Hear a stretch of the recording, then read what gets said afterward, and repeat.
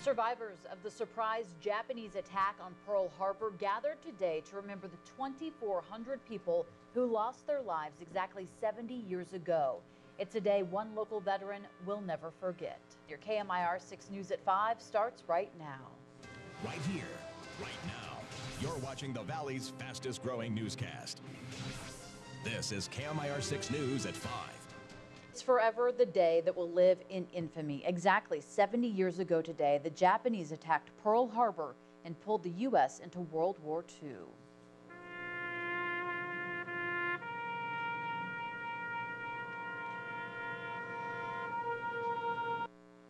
The crowd held a moment of silence at the exact moment the attacks began.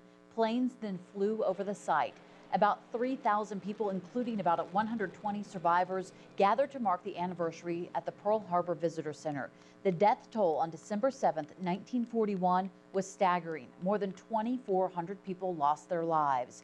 KMIR 6's Adriana Weingold has one local survivor's story. It was just before 8 a.m. on December 7th, 1941. Clarence Lux had just finished breakfast on the USS Tennessee when the announcement came. Man your battle stations, the Japs are in the air. As Clarence ran below deck to take position, he glanced out a porthole. Pearl Harbor was under attack. And I could see one Japanese plane banking, and he had a rear gunner, and I could see him shooting, and I could see the bullets hitting the water. I could see them splashing. As bullets and bombs struck the ships in the harbor, oil and gasoline spilled out.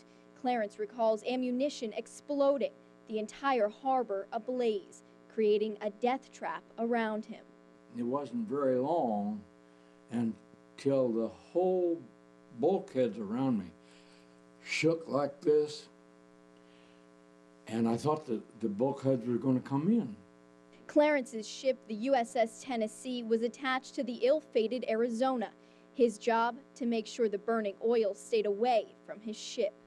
Messages started to come through what was happening, that we were being bombed, that the Oklahoma turned over, and that the Arizona had blown up. Clarence was below deck until 6 p.m. As he surfaced, he witnessed firsthand the devastation of the surprise attack. Out there, I could see bodies floating, and it looked like they were all swelled up, like, you know, like their shirts and their pants had air in them or something. Now, that's what's in my head. I can remember that. And they were putting together groups of men to go in the whale boats and go out and pick up all the dead bodies. I got out of that. More than 2,400 people lost their lives that day. Clarence and his men survived. He served aboard the USS Tennessee through World War II. Adriana Weingold, KMIR 6 News.